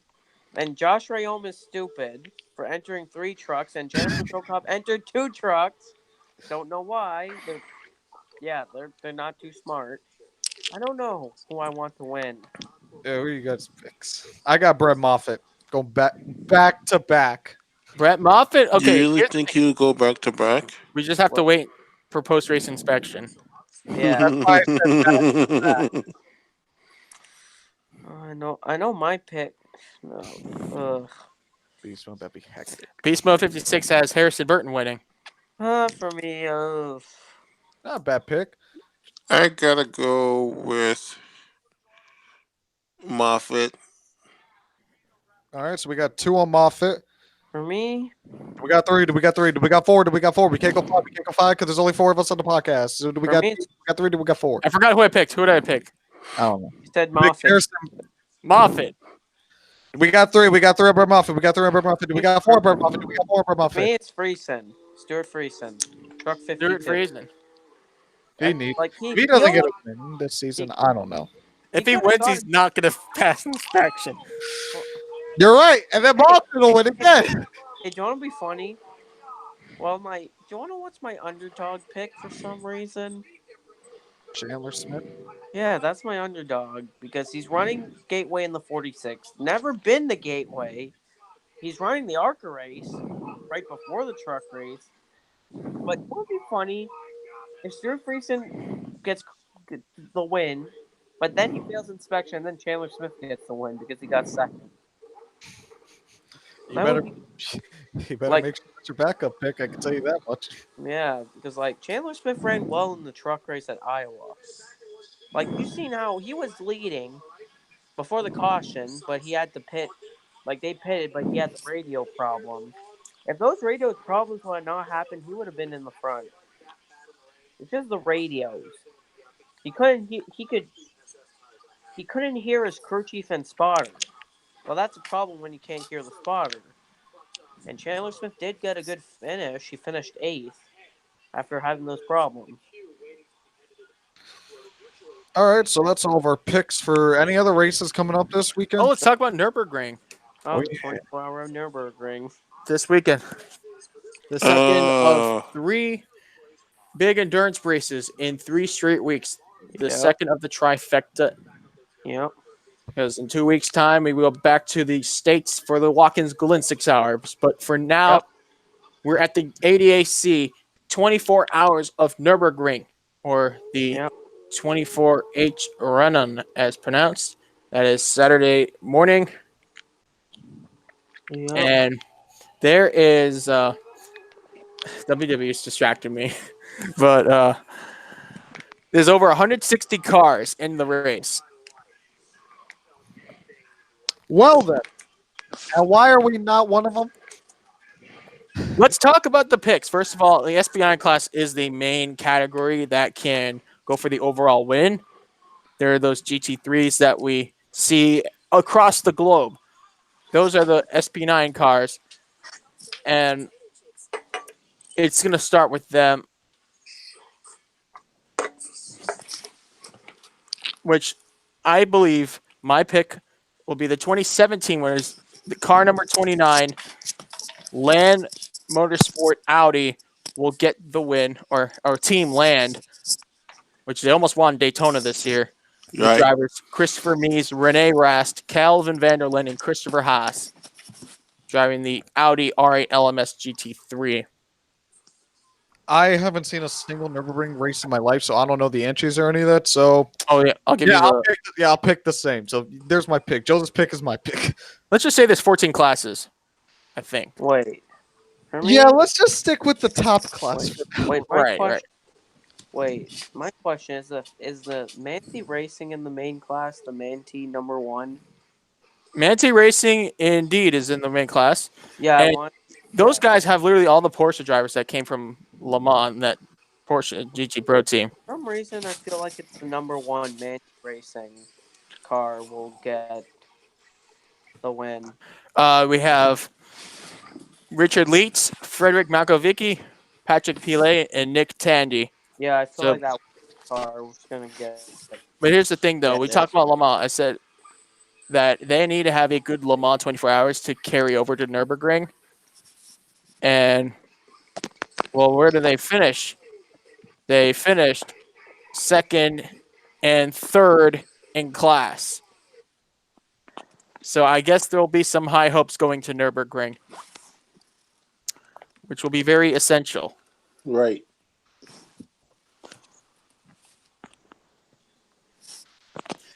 What about Phoenix? Team Phoenix for Audi. I don't know. I don't know how much. I don't know how to feel about that. The drivers, I mean, listen, the 4 and 5, I mean, they don't have too many big names.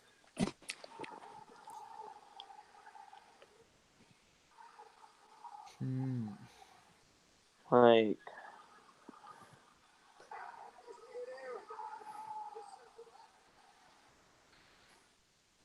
Apologies. Had to step out. I'm back. But I'm just looking at some of the other entries. Some of these guys have like 5 drivers, 4 or 5 drivers. Some have 3. But very few have 2. It's not as regulated.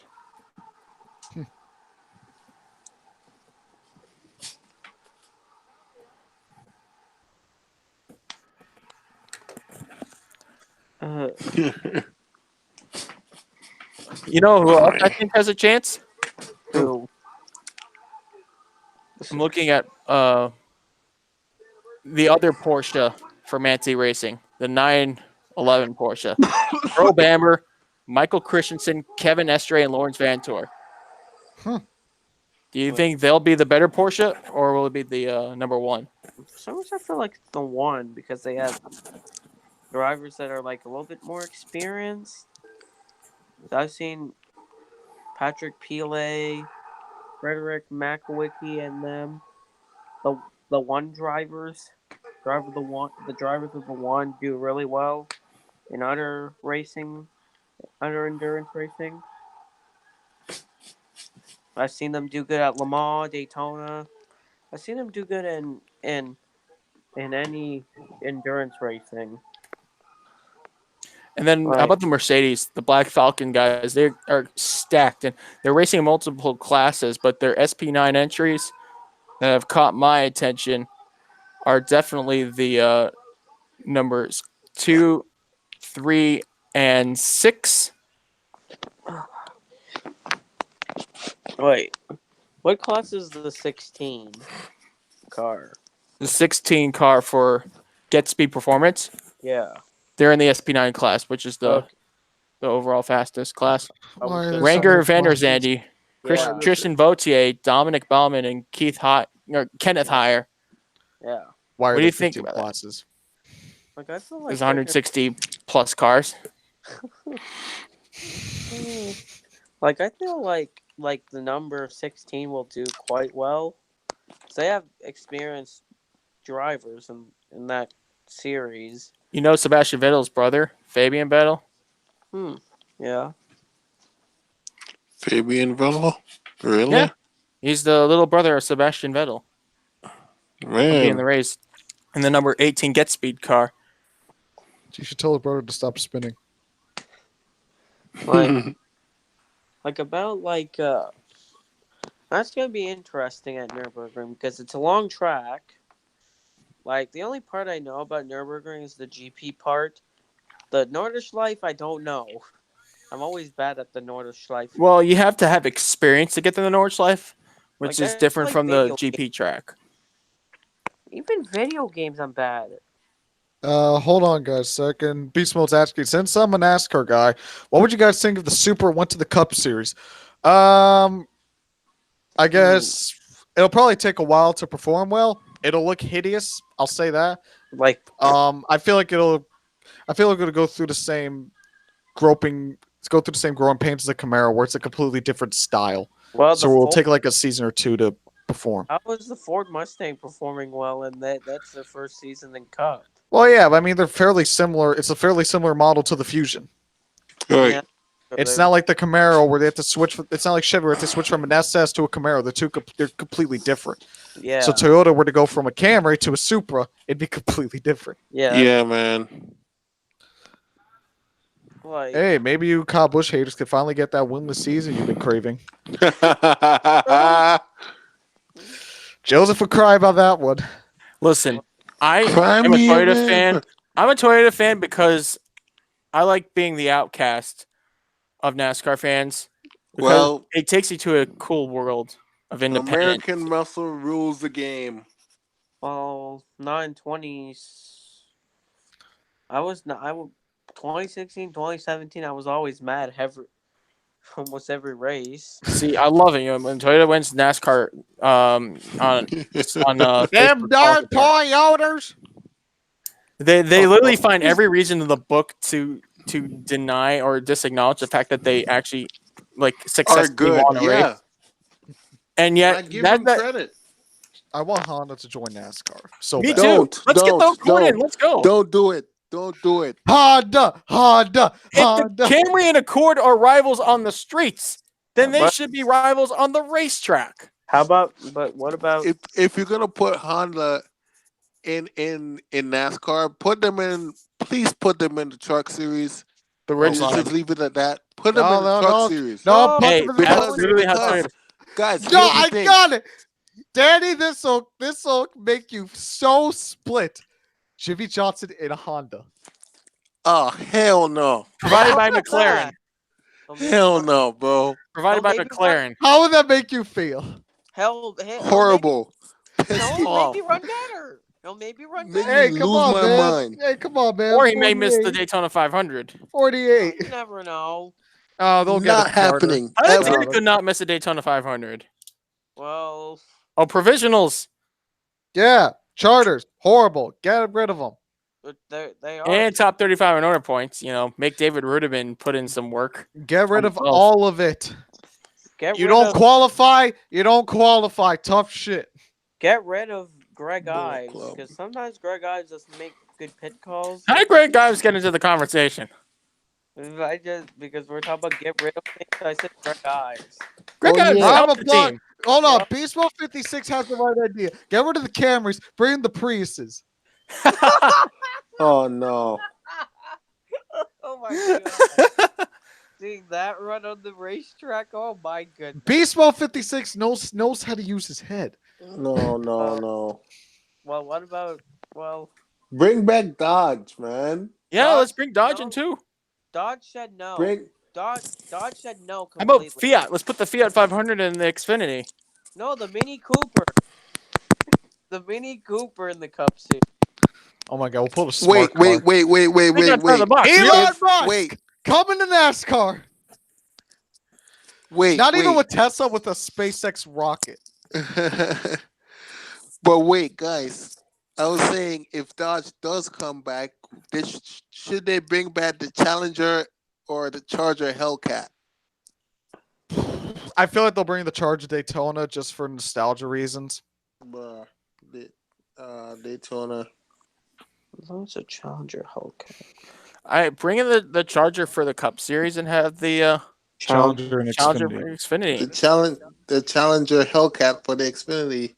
What about for the trucks? Dodge Ram. Ram. Yep. Ram, glitz and Oh, glory. Jennifer Joe Cobb could bring Dodge Ram back. But do you think she's gonna win with it? Of course No, not. Nah, no way. She's not even close to win so far. You know what? Jennifer Joe Cobb, you're going to win a race and you're going to make the Final Four this year. Oh, come on. And Chad Fincham. Never in a million years that will happen. Chad Fincham's not winning the championship this year. He's not even close to making the playoffs. Chad Fincham's going to be the 2019 champion. Oh, Watch. come You just watch. Well, we know that we know in that Carla Joy's not the 2019 Cup champion because he's too slow in the 32 Go Fast racing car. What do you mean? The 2019 champ's Jimmy Johnson. I don't know. My Dude, prediction I've was- stood by that. I've stood by that pick since 2016. I ain't backing down. Dude, if that somewhat happens, I know. I Alex kid Bowman's- you not, I will be the happiest man ever to see that'll him be win fun. 8 championships. Well, probably Yes. Bowman's. But Dude, I have can we get a feeling... Beast Mode? Can we get Beast Mode Wait. 56 on the podcast? Like he's got the right. Wait. Hold He's on, got- hold on. Go ahead. I was saying, if this is, I feel like the Logano effect is coming with last year. Joey He won Logano. with Oh. Johnson, like how you mentioned Johnson winning the 2019 championship. I Well, feel it might have to be with Logano effect, with him winning Talladega, winning one race last year in 2018, and then winning another race, and then to go to Homestead and winning the championship. That's how I see it for Johnson. I don't care how Johnson wins it as long as he wins it. Dude, for me, one thing I know it's probably, but if that would happen, Bowman would get kicked out anyway. May I have something to say? Hold on. I want to say something first. Beast Yeah. Mode 56 has the right mentality. Get rid of the Camrys, put in the Priuses.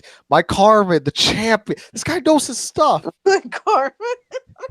oh God, no. Mike Harmon, You're gonna- really? If we get Beast Mode on the podcast, I feel like he's just like me and him, like the jokes that we make, are just gonna like kill Justin. Well, I know probably Bowman's gonna get kicked out.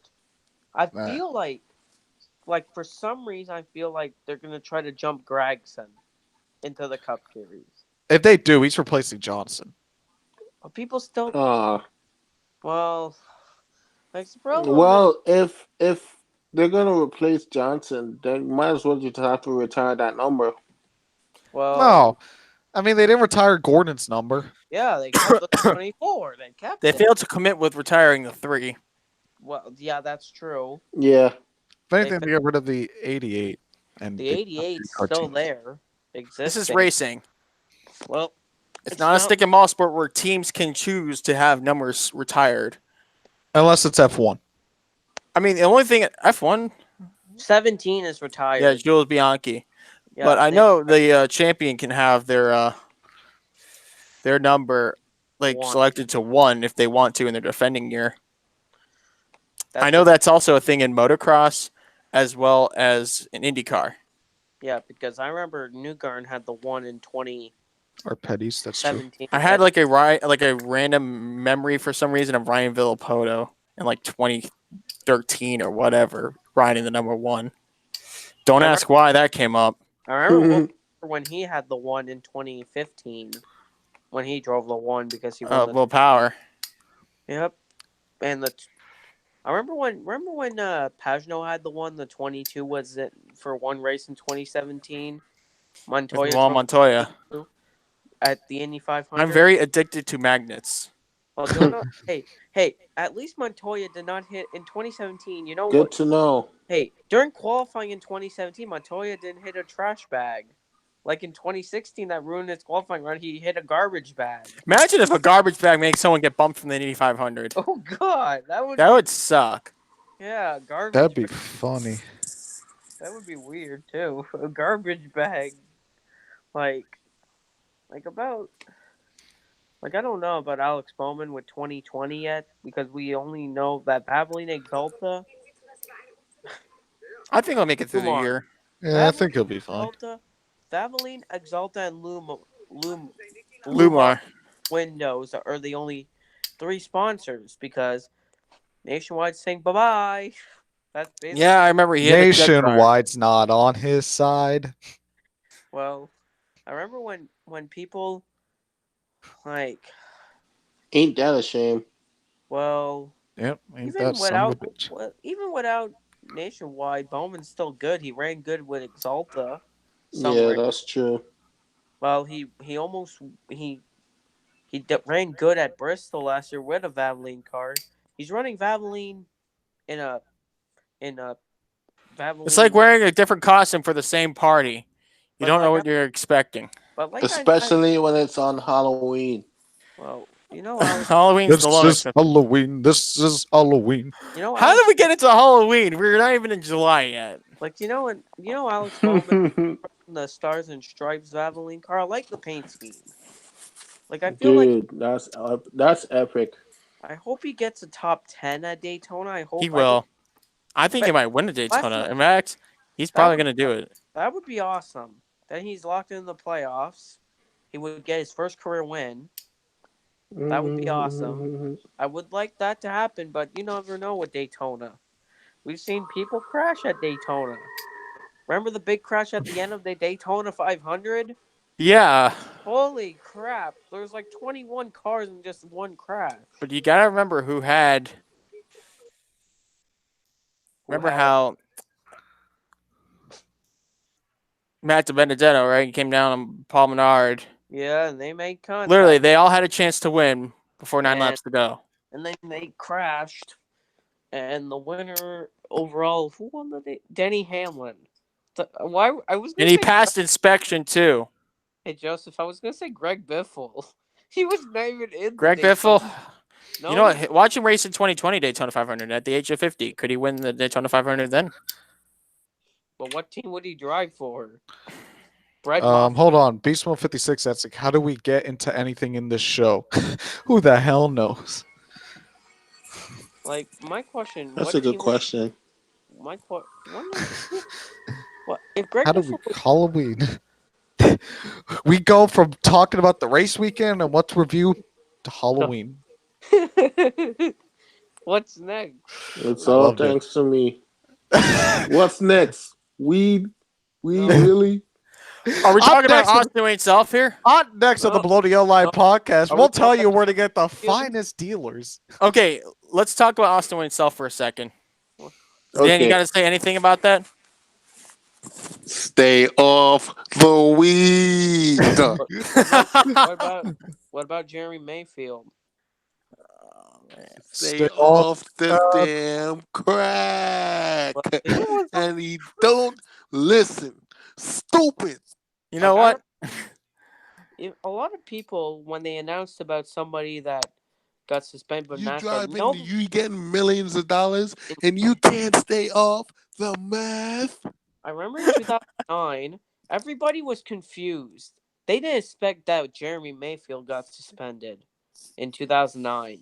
They thought it was someone else. They were talking about a driver that got suspended, and then they heard it was Jeremy Mayfield. They didn't expect that it was him. They never expected to be Jeremy Mayfield getting suspended. Justice for Jeremy. Also, Austin Dude, Hill. Joseph, you hit her right on the button, baby. You know, you could have signed Jeremy Mayfield, but, you know. Oh, I just realized Austin Hill has also been hired for the Hattori Racing Enterprises will race the same race at Daytona in the number 61 Toyota Supra with Austin Hill driving. But Austin Hill's been doing good in the truck series for that team. People say, "Oh, he's bad because he didn't." Dude, Austin Hill's very good. Like Austin Austin Hill, solid. He's not championship material, but he's a solid driver. yeah, he's driven. He got top tens for a small team like Young Motorsports. Young Motorsports has a bright future. Right. Gus Dean has wrecked so many trucks just this season. He's barely finished the race. Gusty's going to be the Final Four as well, along with Jennifer Joe Cobb. Somehow Spencer Ford got top Spencer Boyd got 4th at Daytona in the 20 truck. If you guys want to know my rule for who makes the final four, basically, if Joseph, or Justin basically says that they wreck a lot or they don't perform with shit equipment, I say they're going to make it to the final four, except for Natalie Decker. She has no reason being in the truck series. Well, Okay, that means Natalie Decker's making the final 5. Just for Why? final 4 and then Natalie Decker. well, Yeah, she'll make the final 33. well, I just get why people like. You know, Well, Tyler Ankram's racing. what about David Gilliland? His What? very first move He's was to drunk. sign Dylan Lupton. Okay, I'm not gonna go into the Lamar Odom joke. Well, my Stephen A. I'm so mad. Like, If you need a Ronald's driver, annoying. right here.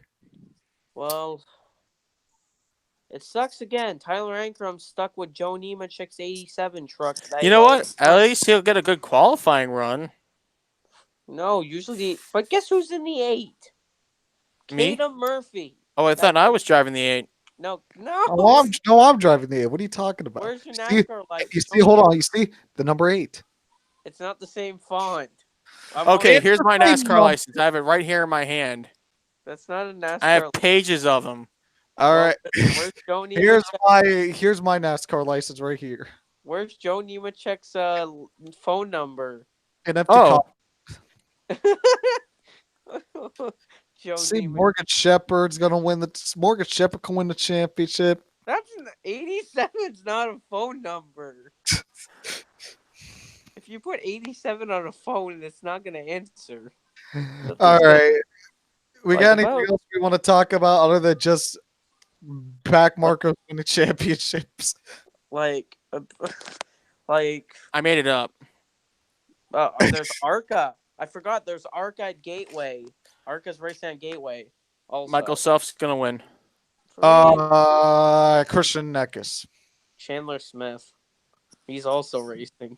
I'm on the Michael Self train. Well, I gotta go with Michael Self or All Sheldon Creed. By the well, do you know what I just realized? What? I just thought about it that Wayne Peterson has 2 cars entered. The 0 of Wayne Peterson and the 06 of Tim Richmond.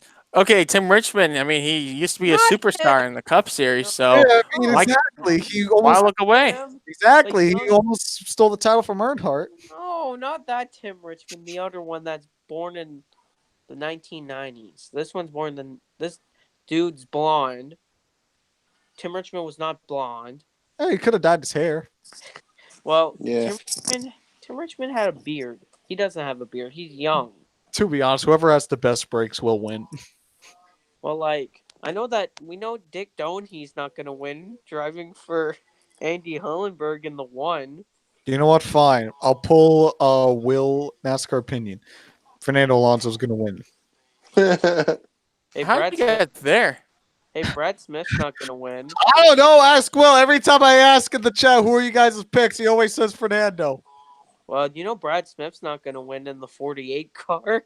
Brad Smith's always slow. They always lap him. You always see the 48s. The first lap car that the leaders catch is Brad Smith. He's so slow. Hey, at least Listen. Then that means I do a good job in that car. they should all those slow Welcome, cars. Danny.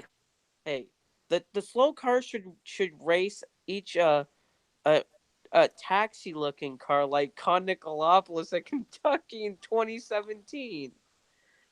Hashtag bring back the yellow banana. Yeah, he literally wrecked. He got in the Sheldon Creed and wrecked himself, and he was always on the apron on the access road to pit road, on the apron back on the access road. He was just running on the pit road, and Joseph said the taxi service. Hire the man in the yellow hat from Curious George. Oh no! Hold on. We're hiring people in yellow hats? Oh, come on. Do I have a yellow hat? Well, Hire I'm me. Wait. I'm very curious. Do I have a You know yellow what? hat? Just to make it. Wait, I think I have yellow on my hat. Yeah, you Yeah, do. Of course, you have yellow on your This is hat. the first and only time you'll see me wear a hat backwards. Well, mine's not yellow. Mine's Oh, you want to do that? blue. Okay, watch Mine's this. blue. Really? Hold on, I got this. I got this. Which side is Dude, it? I don't have yellow on my hat. By the way, we've been on the podcast. Oh, you got your Logano hat on. By the way, we've Sideways, turn sideways. This'll work. The way Kamikaze portrays him. This'll work. What the hell? This'll way- work. By the way, we've been on the podcast for almost 2 hours. We've been almost on the podcast for about almost 2 hours. Yeah, you guys want to wrap it up? Yeah, we talked about Yeah. everything. Yeah, we talked about it. We acted like What do we all got retards. tonight? Dinner. Yeah, dinner, Xbox, The Play supercars. sleep. Skype. Yeah. Other The things. supercar series. Oh, Alright. supercars. Let's talk about them for a moment. When Scott we ever finish McLaughlin. the podcast, tune in next time. We'll name it the super. Well, next week, there should be an announcement about. This should be the announcement. Just reported the V8 Supercar Series is now named the Scott McLaughlin Series. And that's If he Scott keeps it up, absolutely. Dude, All right, hold on. he's All right. unstoppable. All right, let's talk about supercars. Scott McLaughlin won. Something about a Darwin Triple Crown. Boom, there's the supercars. Dude, he's unstoppable. He Well, is, to be what? honest. Ever since last year winning the championship, he's just been Well, unstoppable this year. Coulthard do something. He's in the same caliber team. He's Doesn't do anything. the Yeah, number that's 2 true, driver. He's a number 2 driver, but like he's not doing anything. and Red Bull is still crying me a river. They're probably not even crying. They're probably just, I don't care. But wait. Red Bull haters would still get mad and call them crybabies even if they win. Really? Really? To be honest. Ford fans really do get offended. If Oh. the same way Red Bull fans get offended. Holden. All right, so I think that's enough. Anything else we want to talk about? That's it. Pitches? All right, any small things you want to say before we sign off? Stay off the weed. Nice one. And I think we'll wrap it up there. Thank you, everyone, for tuning into this episode of the Below the Yellow Line podcast. Follow me on Twitter at 87velocity. Follow me on Instagram, velocity87_. Follow us on Twitter at WR Media Group. You guys want to throw in your social medias while you're at it? Subscribe to no. Follow my Twitter at YTNASCAR. My Twitter is JLP Snipes. My Twitter is Lobus Danny. My Instagram is Danny Aguirre _ and my YouTube channel is Danny Aguirre 48. Go subscribe. All right, so that's all we got. We got some content coming up this week. Hopefully, I've found be able to get that top 10 video that I've been planning for like almost a month now. Hopefully, I've found be able to get it out. So, thank you guys so much for watching. Next week, hopefully, we'll have Jeremy on the podcast, and we'll have special guest Chair Gain on the podcast as well, and probably Beast Mode will probably be on the podcast as well. So, we got an interesting podcast. So make sure to tune in next week. So, we'll see you then. Take care, folks.